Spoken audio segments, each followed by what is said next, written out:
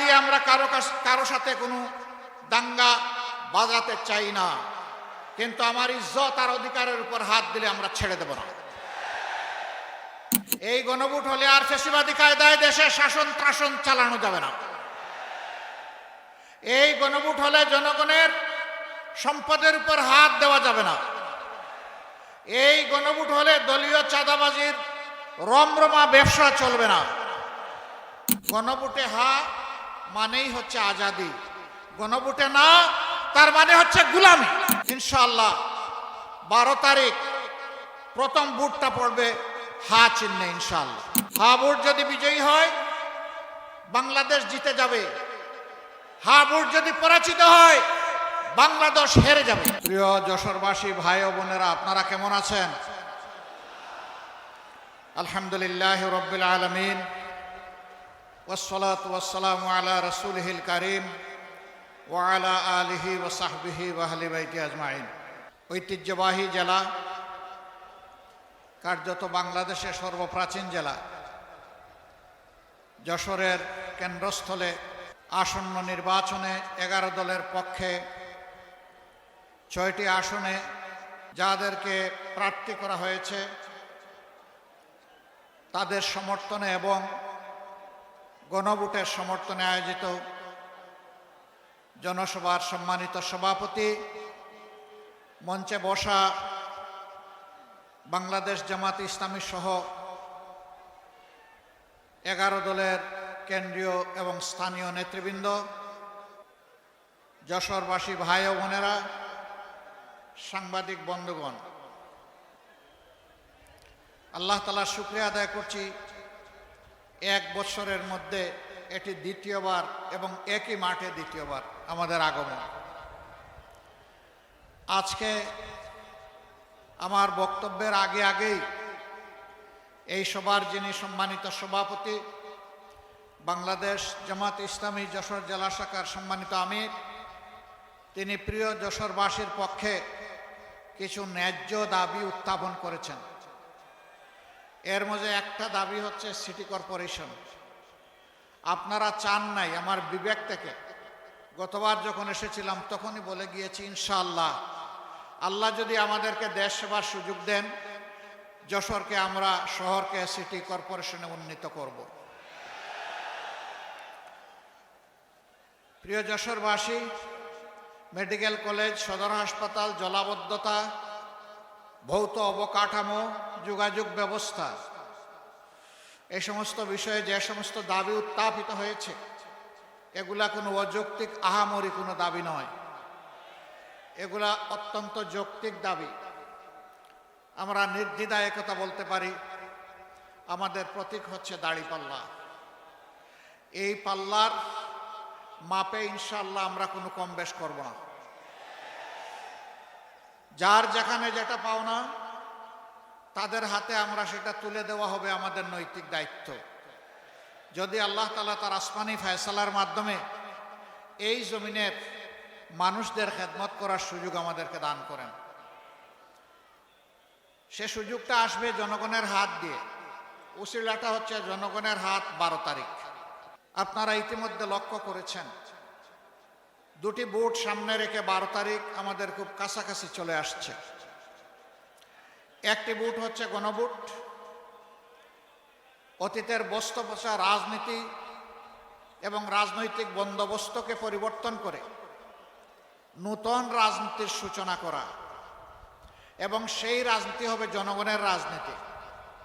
এই রাজনীতি কোনো পরিবার বা কোনো দলের রাজনীতি হবে না, একেবারেই খাঁটিভাবে হবে জনগণের রাজনীতি। এই জন্য আমরা যেখানেই গিয়েছি স্পষ্ট করে বলেছি, আমরা আমাদের দলের বিজয় চাই না, আমরা চাই 18 কোটি মানুষের বিজয়। যেদিন সমাজে ন্যায় এবং ইনসাফ কায়েম হবে সত্যিকার অর্থে, সেদিনই 18 কোটি মানুষের বিজয় হবে, এর আগে হবে না। এই গণভোটে বাহ্যিকভাবে যাই হই, ভিতরে ভিতরে কেউ নাকুশ। এই গণভোট হলে আর ফ্যাসিবাদী কায়দায় দেশে শাসন ত্রাসন চালানো যাবে না। এই গণভোট হলে জনগণের সম্পদের উপর হাত দেওয়া যাবে না। এই গণভোট হলে দলীয় চাঁদাবাজির রমরমা ব্যবসা চলবে না। এই জন্যে কেউ কেউ গণভোটে সন্তুষ্ট না, কিন্তু মুখ খুলে বলতে পারছেন না, কারণ 18 কোটি মানুষ গণভোটের হায়ের পক্ষে। 18 কোটি মানুষ এখন পরিবর্তন দেখতে চায়, পুরোনো ব্যবস্থায় আর ফিরে যেতে চায় না। গণভোটে হা মানেই হচ্ছে আজাদি, গণভোটে না তার মানে হচ্ছে গুলামি। গুলামি না আজাদি, গুলামি না আজাদি। ইনশাআল্লাহ 12 তারিখ প্রথম ভোটটা পড়বে হা চিহ্নে ইনশাআল্লাহ। হা ভোট যদি বিজয়ী হয় বাংলাদেশ জিতে যাবে, হা ভোট যদি পরাজিত হয় বাংলাদেশ হেরে যাবে। আমরা বাংলাদেশকে ইনশাআল্লাহ হারতে দিব না। জনগণের ভালোবাসা সমর্থন নিয়ে হা ভোট বিজয়ী হবে, বাংলাদেশ বিজয়ী হবে ইনশাআল্লাহ। দ্বিতীয় ভোটটি হচ্ছে সরকার গঠনের জন্য সমর্থন জানানো। হা ভোট বিজয়ী যদি না হয় কোনো সরকার গঠন করে কোনো লাভ হবে না জনগণের।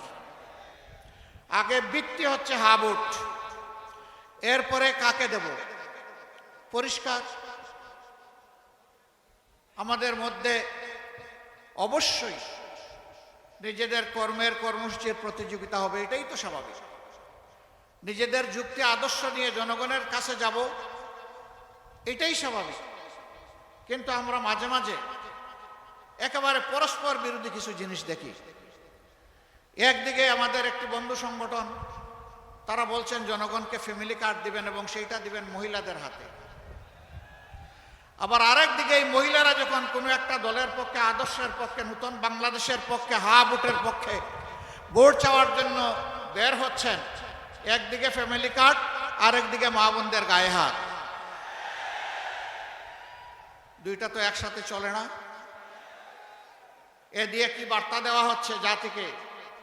বার্তা দেওয়া হচ্ছে আগামীতে এমন কোনো দল যদি ক্ষমতায় আসে যারা এখনই গায়ে হাত দেয়, তাদের কাছে বাংলাদেশের একজন মা বোন নিরাপদ হবেন না।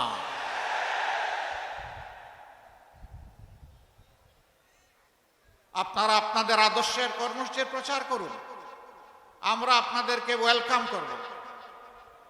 কিন্তু আমাদের আদর্শ কর্মসূচির প্রচারে আপনারা বাধা দেওয়ার কে? আপনি বাধা দিতে পারেন না। আমাদের কোনো মা বোন, আমার কোনো সহকর্মী যদি নির্বাচনী কোনো আচরণবিধি ভঙ্গ করে, সেইটা আপনি যথাযথ কর্তৃপক্ষকে বলুন, তারা প্রয়োজনে আমাদের বিরুদ্ধে ব্যবস্থা গ্রহণ করবে, আমরা সেই ব্যবস্থা মাথা পেতে নেব। কিন্তু আপনি কে হাতে আইন তুলে নেওয়া? আপনি কে আমার মা বোনকে টিজিং করা? আপনি কে আমার মা বোনদেরকে বেশিং করা? আপনি কে তাদের গায়ে হাত দেওয়া? মনে রাখবেন, আমরা মায়ের পেট থেকেই দুনিয়ায় এসেছি, আমরা মায়ের দুধ খেয়ে বড় হয়েছি। মাদের বুকের বিছানায় আমাদের নিরাপদ বিছানা ছিল। সেই মাদেরকে আমরা অপমান করতে দেব না। মায়ের জাতির অপমান বরদাস্ত করব না। আর যদি এই ধরনের কোনো আচরণ করা হয়, আমি জাগ্রত পরিবর্তনকামী যুব সমাজ সহ সকলের প্রতি আহ্বান জানাবো, যেখানে এটা করা হবে সেখানেই প্রতিরোধ গড়ে তুলবেন, ছাড় দেবেন না। গায়ে পড়ে পায়ে পাড়া দিয়ে আমরা কারো সাথে কোনো দাঙ্গা বাজাতে চাই না, কিন্তু আমার ইজ্জত আর অধিকারের উপর হাত দিলে আমরা ছেড়ে দেব না। প্রিয় দেশবাসী, যশোরে ওই কাণ্ড ঘটেছে, আমি এসে শুনতে পেরেছি। আমি যশোর প্রশাসন এবং নির্বাচন কমিশনকে অনুরোধ করব, আপনাদের নৈতিক দায়িত্ব আপনারা পালন করুন। এরকম আচরণ আমরাও করলে আমাদের ব্যাপারে ব্যবস্থা গ্রহণ করুন। আমরা কারো কোনো আনুকূল্য চাই না, কিন্তু রাষ্ট্রের নিয়োজিত কর্মকর্তা কর্মচারী যারা আছেন তারা জনগণের হয়ে দায়িত্ব পালন করবেন, কোনো দলের হয়ে নয়। কারো প্রতি কোনো দুর্বলতা দেখানো যাবে না। দেশ আপনার আমার সকলের। এ দেশটি ভালো থাকলে আপনি আপনার পরিবার, আত্মীয় স্বজন, বন্ধু বান্ধব সবাই মিলেই ভালো থাকবেন। আর এ দেশটি যদি খারাপ হয়ে যায় কেউ আমরা শান্তি পাবো না, আপনিও শান্তি পাবেন না। সুতরাং আমরা আহ্বান জানাবো এই সত্য উপলব্ধি করে অবস্থান নেবেন জনগণের পক্ষে, কোনো দলের পক্ষে নয়। আপনারা কেন দাঁড়িপাল্লায় ভোট দেবেন? দাঁড়িপাল্লায় ভোট দিবেন আপনাদের আকাঙ্ক্ষা পূরণের জন্য, জুলাইয়ের শহীদদের প্রতি শ্রদ্ধা দেখানোর জন্যে, জুলাইয়ের যোদ্ধাদের সম্মান জানানোর জন্যে, তাদের যে অ্যাসপিরেশন বা আকাঙ্ক্ষা ছিল ওটা বাস্তবায়নের জন্যে, আমার মায়ের জন্য, বোনের জন্য, মেয়ের জন্য নিরাপদ বাংলাদেশ গড়ে তোলার জন্যে, ব্যবসায়ীদেরকে চাঁদার জ্বালা থেকে মুক্তি দেওয়ার জন্যে, সিন্ডিকেট এবং চাঁদাবাজার কারণে 18 কোটি মানুষ অস্বাভাবিক দ্রব্যমূল্যের জাতাকলে পিষ্ট সেই মানুষগুলোকে মুক্তি দেওয়ার জন্য, সমাজে সকলের জন্য সমান এবং ন্যায় বিচার নিশ্চিত করার জন্য। আপনারা বলবেন এত সুন্দর সুন্দর কথা বললেন, আপনারা ক্ষমতায় গেলে এটা বাস্তবায়ন করবেন, তার কোনো প্রমাণ আছে? আলহামদুলিল্লাহ আছে, আলহামদুলিল্লাহ আছে। আমার ছোট ভাই এখানে বলে গেছে 2001 থেকে 6 আমরা একটা সরকারের ছোট্ট অংশীদার ছিলাম, 2 জন মন্ত্রী, 3টা মন্ত্রণালয়। তারা তাদের 20টা আঙ্গুল সম্পূর্ণ পরিচ্ছন্ন রেখেছিলেন, তাদের আঙ্গুলে কোনো ময়লা লাগে নাই, তারা সামান্য কোনো স্বজনপ্রীতি দেখান নাই, তারা যোগ্যতা এবং দক্ষতার ভিত্তিতে যার যেটা পাওনা সেটা তাদের হাতে তুলে দিয়েছেন। তারা শুধু সৎ ছিলেন না, সততার সাথে সাথে তারা স্মার্টও ছিলেন। তাদের মন্ত্রণালয়গুলো বদ্ধ কারখানা খুলে দিয়েছিল, কৃষিতে জীবন ফিরিয়ে এনেছিল, সমাজসেবায় বিপ্লব তৈরি করেছিল, কিন্তু তাদের গায়ে কেউ সামান্য স্পট লাগাতে পারে নাই। সেই 2 জন যে মানুষগুলো তৈরি করে গিয়েছেন, সেই মানুষগুলো আজকে আপনাদের সামনে হাজির। এই মানুষগুলোর উপর সামাজিক দায়িত্ব আসলে আল্লাহকে ভয় করে মানুষের বুটের এবং আমানতের মর্যাদা, এই ঋণ পরিশোধ করার জন্যই তারা 5টি বৎসর লাগাতার কাজ করে যাবে ইনশাআল্লাহ। দ্বিতীয় প্রমাণ, মজলুম দল আরেকটি বাংলাদেশ জামাতে ইসলামীর মতো নাই, যে যত চিৎকার দেখ লাভ হবে না। এই একটি দল যার ক্রমান্বয়ে 11 জন শীর্ষ নেতাকে খুন করা হয়েছে, 5 জনকে দেওয়া হয়েছে মিথ্যা মামলায় ফাঁসি, বাকিদেরকে মৃত্যুর দিকে ঠেলে দেওয়া হয়েছে জেলের ভিতরে। সবগুলো অফিস 13.5 বছর বন্ধ। অনেকে অনুমতি নিয়ে, ফ্যাসিস্টদের অনুমতি নিয়ে অনেক মিটিং র্যালি করেছেন। আমরা অনুমতি চাইনি, আমাদের সঙ্গত অবস্থায়, মজলুম থাকা অবস্থায় যেখানে অন্যায় হয়েছে সেখানেই প্রতিবাদ করেছি যতটুকু পারি। ফ্যাসিস্টের কিসের আবার? ওদেরকে তোয়াজ করবো কেন? এরপরে দেশে যখনই কোনো দুর্যোগ নেমে এসেছে, ওই মজলুম থাকা অবস্থায় সবার আগে দৌড়ে আমরা হাজির হয়েছি। আমরা বলেছি হাতে ভারী কোনো সম্পদ আমরা নিয়ে আসতে পারিনি, বুক ভরা ভালোবাসা এবং সহমর্মিতা নিয়ে এসেছি। আপনাদের দুঃখের অংশীদার হতে এসেছি। দুঃখ কতটা দূর করতে পারবো জানি না, কিন্তু দুঃখের অংশীদার হতে এসেছি। বহু জায়গায় কাজ করতে গিয়ে আমরা বিভিন্ন ধরনের নিপীড়ন এবং হয়রানির শিকার হয়েছি, কিন্তু এই অবস্থায় কোনো হয়রানি নিপীড়নকে আমরা পাত্তাই দেই।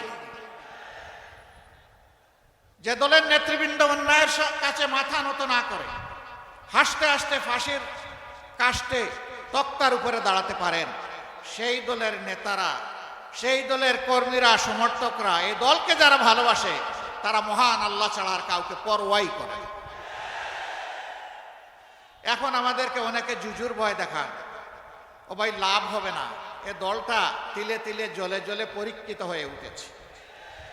এই দলের অন্তরে সারা বাংলাদেশ, 18 কোটি মানুষ, কোনো বিশেষ দল নয়, গোষ্ঠী নয়, ধর্ম নয়, আমরা সবাইকে আমাদের অন্তরে ধারণ করি। আমাদেরকে দমানোর চেষ্টা করলে যত মারবেন এই সংগঠন তত বাড়বে ইনশাআল্লাহ। এ কাজ করতে গিয়ে যারা আমাদেরকে খুব জ্বালিয়েছিলেন, আমাদের বিরুদ্ধে মিথ্যা প্রপাগান্ডা চালিয়েছিলেন, তারা তাদের পাওনাটা পেয়ে গেছেন, আরো পাবেন। এর থেকে আমাদের সকলেরই শিক্ষা নেওয়া উচিত। মজলুম যেন জালিম হয়ে না উঠি। আমরা একা মজলুম ছিলাম না, সেই 15.5 বছর সকলেই মজলুম ছিলেন। কিন্তু কি হয়ে গেল, আল্লাহ তাআলা 5 আগস্ট মুক্তি দেওয়ার পর রাতারাতি অনেকের চেহারা পরিবর্তন হয়ে গেল। অবশ্য যশোরের মানুষ যেহেতু আদি বুনেদি মানুষ, শিক্ষিত মানুষ, ভদ্র মানুষ, যশোরে আপনারা যাই বলেন এখানে কেউ চাঁদাবাজি করে না। এখানেও চাঁদাবাজি করে? এখানে কোনো স্ট্যান্ডম্যান দখল হয় না, তাই না? এখানে হয়। এখানে কেউ তো মামলাবাজি করে না, তাও করে। মামলাবাজি করে জনগণকে অতিষ্ঠ করে তোলা হয়েছে। মজলুম দলটি তার নাই অফিস, নাই তার নিবন্ধন, নাই তার চিহ্ন বর্ণ, কিছুই নাই। বিদায় নেওয়ার 60 দিন আগে নিষিদ্ধ। তারপরেও প্রথম রাতে 5 তারিখ দাঁড়িয়ে আমরা জাতিকে আহ্বান জানালাম, আপনারা অবশ্যই শান্ত থাকবেন, ধৈর্য ধরবেন, প্রিয় দেশকে ভালোবাসবেন, সকল নাগরিকের নিরাপত্তার জন্য নিজ নিজ জায়গা থেকে কাজ করবেন। আমরা বলে দিলাম আমাদের উপর যাই জুলুম করা হয়েছে আমরা কারো উপর থেকে প্রতিশোধ নেব না। আমরা আমাদের সহকর্মীকে বলে দিলাম আইনের প্রতিকার চাওয়ার, বিচার চাওয়ার অধিকার আছে, পাওয়ার অধিকার আছে। তবে আমরা স্পষ্ট ভাষায় বলে দিচ্ছি যে সাবধান, একজন মানুষকেও মিথ্যা অভিযোগে আপনার মামলার অন্তর্ভুক্ত করবেন না। আপনারা শুনে খুশি হবেন, হাজার হাজার মামলা সারা দেশে আমরা করি নাই, সিম্বলিক কিছু মামলা করেছি। 8টি মামলায় আসামি মাত্র একজন, দ্বিতীয়জন আমরা খুঁজে পাইনি, তাকে কেন আমরা মামলার আসামি করব? আমাদের মামলার আসামি সর্বোচ্চ 98 জন, এর উপরে কোনো মামলার আসামি নাই। কিন্তু আমাদের কোনো ভাই বন্ধু তারা মামলা করেছেন, হাজারে হাজার, গনে পাওয়া, বিস্তর সমস্যা। এরপরে আরো আছে অজ্ঞাত। এগুলা দিয়ে মানুষকে হয়রান করা হয়েছে, মানুষের উপর নির্যাতন করা হয়েছে। আমরা এগুলা নিন্দা জানাই, আমরা ঘৃণা করি। এটা বিচারকে হত্যা করার সামিল। আমরা এই ধরনের মামলা বাণিজ্য আমরা করতেও চাই না, দেখতেও চাই না। এই সবগুলা থেকে মুক্তি দেওয়ার জন্যেই দাঁড়িপাল্লা ইনশাল্লাহ আপনারা বলবেন। আমরা চাঁদা নেইনি, আমরা কোনো টেম্পো স্ট্যান্ডের দখল নিয়ে কারো সাথে ঝগড়ায় জড়াইনি এবং দখল করিনি। আমরা কোনো মামলা বাণিজ্য করিনি, আমরা কোনো মা বোনের ইজ্জতের দিকে চোখ তুলেও তাকাইনি, এবং আমরা কারো কোনো অধিকার হরণ করিনি। দল হিসাবে আমি বরাবর বলে আসছি, যেই দল তার সহকর্মীদেরকে সামলে রাখতে পারে সেই দলটাই বাংলাদেশকে সামলে রাখতে পারবে ইনশাআল্লাহ। যারা নিজেদের দলকে সামলে রাখতে পারে না, নিজের দলের কর্মীদের জীবনের নিরাপত্তা দিতে পারে না, সেই দল যত বড় দল হোক, মাঝারি হোক, যাই হোক, তাদের কাছে বাংলাদেশ কখনো নিরাপদ হবে না। আমরা আমাদের ভাইদেরকে বলি, আপনারা দেশ গড়ার আগে দলটা গড়েন ভালো করে, দলটাকে শৃঙ্খলায় আনেন, দেশ লাভবান হবে, আপনারাও লাভবান হবেন। এই ক্ষেত্রে আমাদের কোনো সহযোগিতা লাগলে তাও করব। তারপরেও আল্লাহর রাস্তায় শৃঙ্খলার দিকে আসেন, মানুষকে সম্মান করুন, ভালোবাসুন। আপনারা দেখেছেন এত নির্যাতন, এত ফাঁসি, এত এক্সট্রা জুডিশিয়াল কিলিং, হাজার কর্মীকে হারিয়েছি, সহকর্মীকে। যখন শহীদ পরিবারগুলোর কাছে যাই, মা বোন, এতিম সন্তান, তাদের চোখে তরল পদার্থ দেখি। এই তরল পদার্থ চোখের পানি নয়, তাদের সন্তান, ভাই এবং পিতার রক্ত। যখন পরিবারের সদস্যরা বলেন যে এই দেখেন দেয়ালে এই ছোট্ট শিশুটি তার বাপের ছবি অঙ্কন করে বলতেছে, বাবা তুমি কখন আসবে, তখন ওদেরকে সান্ত্বনা দেওয়ার কোনো ভাষা আমরা পাই না। আমরা আপনাদেরকে কথা দিচ্ছি, বাংলাদেশকে কেউ যদি সেদিকে নিতে চায়, সকল শক্তি দিয়ে আল্লাহর পর ভরসা করে আমরা রুখে দেব ইনশাআল্লাহ। ওই কালো অধ্যায় আর বাংলাদেশে ফিরে আসতে দেওয়া হবে না। আমাদের যুবকরা জেগে উঠেছে, তারা ইতিমধ্যে তাদের বার্তা জাতিকে দিয়ে দিয়েছে। যুবকরা স্পষ্ট বলেছে আমরা সত্যের পক্ষে, ন্যায়ের পক্ষে, আমরা নতুন বাংলাদেশের পক্ষে, আমরা বিভক্তি নয় ঐক্যের পক্ষে। এটা 5টা বিশ্ববিদ্যালয়ের সচেতন ছাত্রছাত্রীরা জাতিকে এটা জানিয়ে দিয়েছে। আর যত বিশ্ববিদ্যালয়ে নির্বাচন হতো ঠেকিয়ে দেওয়া হয়েছে। কেউ কেউ গণতন্ত্রের নাকি উদ্ধারকারী, কিন্তু তারাই আবার কোনো জায়গায় গণতান্ত্রিক চর্চা হতে দেন না। কি আশ্চর্য ব্যাপার! এক অঙ্গে কত রূপ। ওরে বাবা, একটা রূপ ধারণ করেন তাহলে মানুষ আস্থা রাখতে পারবে, এটাই তো স্বাভাবিক। আমরা চাই আমরা যা বলবো সেটা যেন আমরা করতে পারি। সম্মানিত ভাইয়েরা, আজকে মাদেরকে জিজ্ঞেস করা হয় যে আপনারা কারে ভোট দিবেন, তারা একদম স্বতঃস্ফূর্তভাবে বললে আমরা দাঁড়িপাল্লায় ভোট দেবো, বা আমাদের যে আরো সঙ্গী 10 দল আছেন তাদের মার্কায়। কেন দিবেন? ওনারা আসলে তো আপনাদেরকে গড়েবন্দি করে রাখবে। ওইটা আপনাদের কথা, আমরা এটা বিশ্বাস করি না। তাইলে দিবেন কেন? যে দিব এই কারণে আমরা বিশ্বাস করি তাদের হাতেই বাংলাদেশ নিরাপদ থাকবে, আমিও নিরাপদ থাকবো।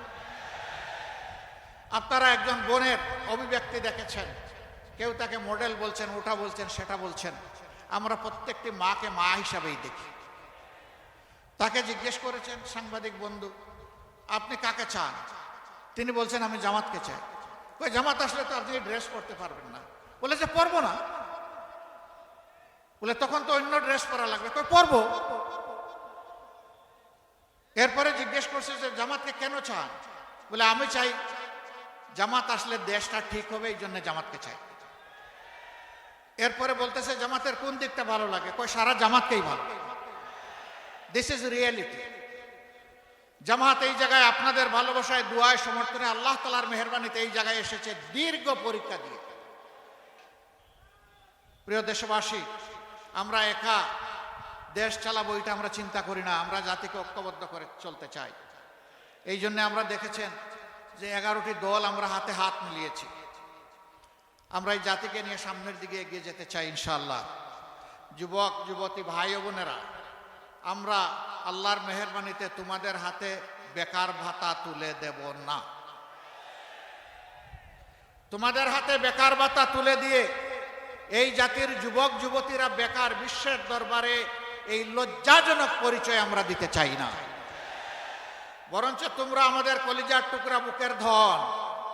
আমরা তোমাদেরকে দক্ষ জনবল হিসাবে গড়ে তোলার জন্য যা দরকার তাই করব। এরপরে তোমাদের হাতে হাতে সম্মানের কাজটি আমরা তুলে দেব।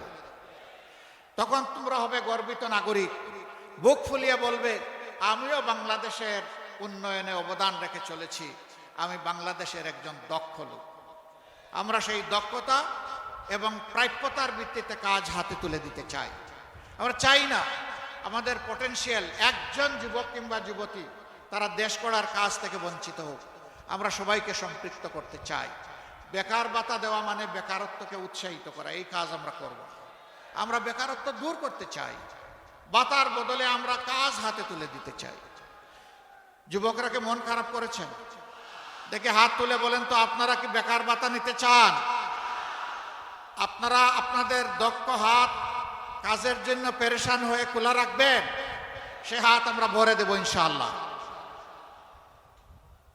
মাদেরকে আমরা কথা দিচ্ছি ইনশাআল্লাহ আপনাদের ভালোবাসায়, সমর্থনে, দুয়ায়, বুঠে আমরা যদি আল্লাহ তাআলার মেহেরবানিতে দেশ গড়ার সুযোগ পাই, আপনার ঘরে, চলাচলে, কর্মস্থলে, সব জায়গায় আপনাকে সম্মানিত করা হবে, মর্যাদা দেওয়া হবে এবং শতভাগ নিরাপত্তা ইনশাআল্লাহ নিশ্চিত করা হবে। বড় শহরগুলোতে মেয়েদের চলাচলের জন্য আলাদা যোগাযোগ ব্যবস্থা গড়ে তোলা হবে। জায়গায় জায়গায় পুরুষের জন্য অনেক ব্যবস্থা আছে, মহিলাদের জন্য কোনো ওয়াশরুমের ব্যবস্থা নাই, নামাজের ব্যবস্থা নেই। ইনশাআল্লাহ সেই উদ্যোগগুলো আমরা নেব। আমি যখন দেশে বিদেশে ভ্রমণ করি তখন যারা বিমানের কর্মচারী বা ক্রাফটের কর্মচারী বাংলাদেশি যারা, তারা অনেকে এসে বলে আমরা কি আপনারা আসলে যদি চাই তাহলে মাথায় এক টুকরা কাপড় দিতে পারবো? আমাদেরকে এই অপশনটাকে খুলে দেওয়া হবে? মাঠের দিকে তাকাইয়া বলি, মা, যদি আল্লাহ সেই সুযোগ দিবেন, দিয়ে থাকেন, তাহলে সকল ধর্মের লোকেরা তাদের ধর্মীয় পোশাক আশাক পরতে পারবে, কাউকে বাধা দেওয়া হবে না। তোমার জন্য তোমার দুয়ার, অন্যের জন্য অন্যের দুয়ার খুলে যাবে, কোনো সমস্যা নেই।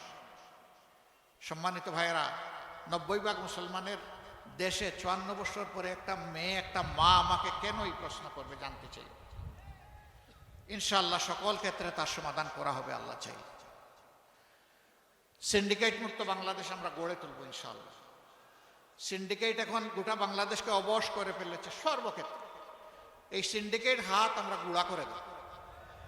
চাঁদাবাজি করা লাগবে না, ওদেরকেও বুকে টেনে নিয়ে ওদের হাতেও কাজ তুলে দেবো ইনশাআল্লাহ।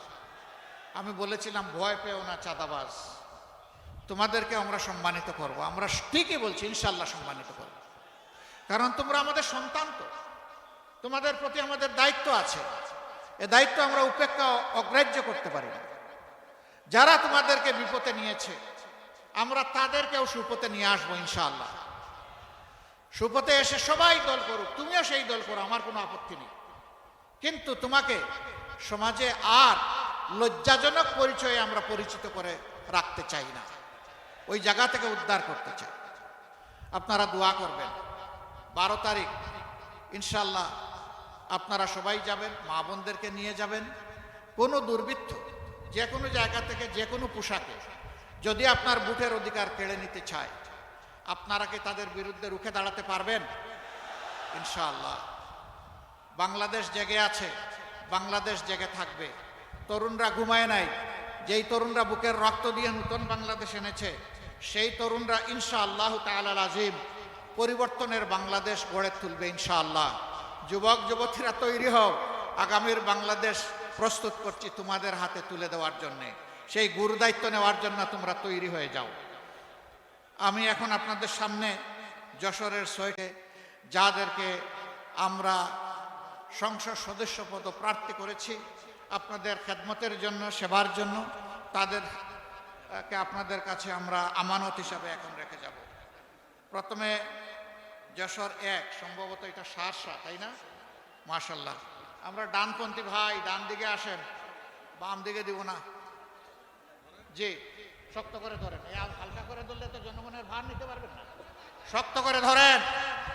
আপনারা ইনসাফের প্রতীক দাঁড়িপাল্লা দেখতে পাচ্ছেন। যশোর 1 আসনে বিশিষ্ট আলেমে দ্বীন, বিশিষ্ট রাজনীতিবিদ, সংগঠক, সমাজসেবক জনাব মাওলানা আজিজুর রহমান সাহেবের হাতে আমরা তুলে দিয়েছি।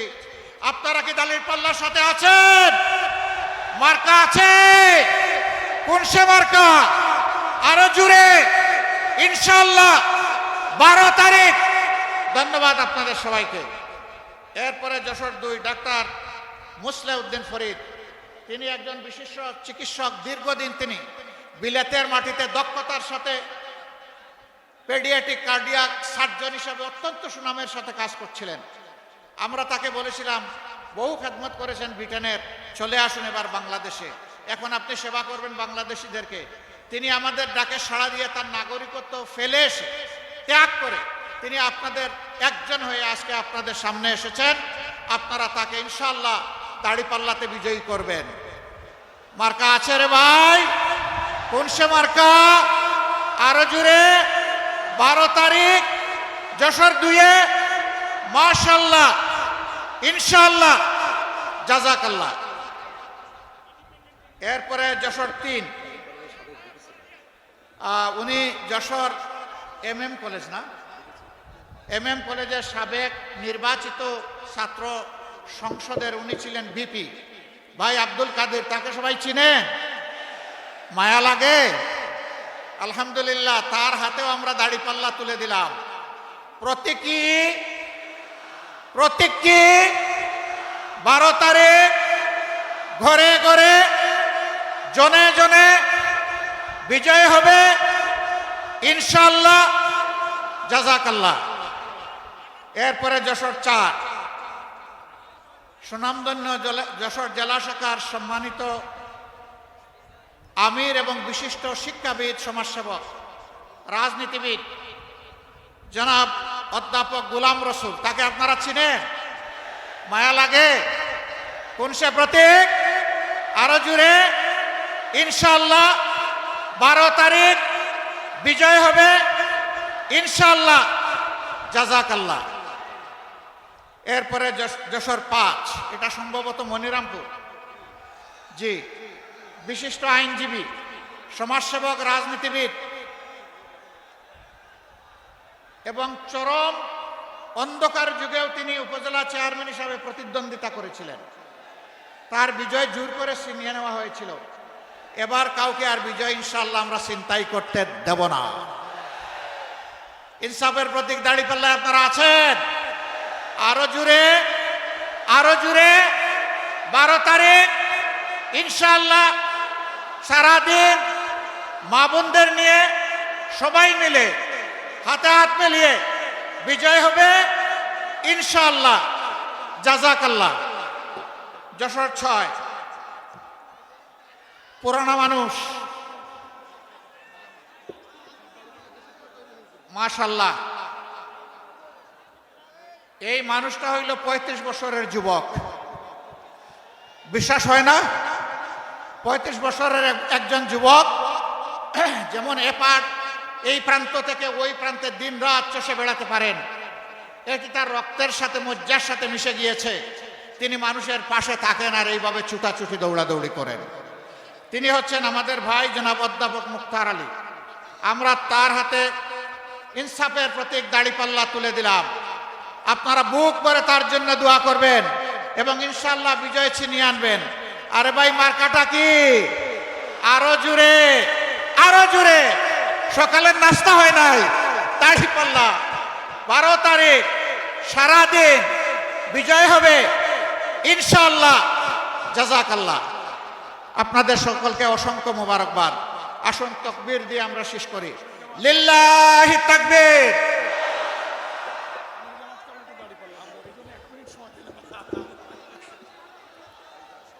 বসেন বসেন, আমার তাকবীর শেষ হয় নাই। সম্মানিত ভাইরা, আমাদের প্রিয় নেতা ডক্টর শফিকুর রহমান রাজধানী থেকে তিনি নির্বাচনে, তিনিও একজন সংসদ সদস্য প্রার্থী। মিরপুর কাফরুল থেকে আমরা আমিরে জামাতকে যশোরবাসীর পক্ষ থেকে দাঁড়িপাল্লা প্রতীক হাতে দিয়ে তার জন্য দোয়া করছি, আল্লাহ পাক সারা দেশে দাঁড়িপাল্লার বিজয় দান করুন। জাযাকুমুল্লাহু খায়রান, বারাকাল্লাহু ফি হায়াতিকুম। আসেন আমরা স্লোগানে ফিরে যাই। লিল্লাহি তাকবীর, লিল্লাহি তাকবীর। ইনকিলাব, ইনকিলাব, ইনকিলাব জিন্দাবাদ। আসসালামু আলাইকুম ওয়া রাহমাতুল্লাহ।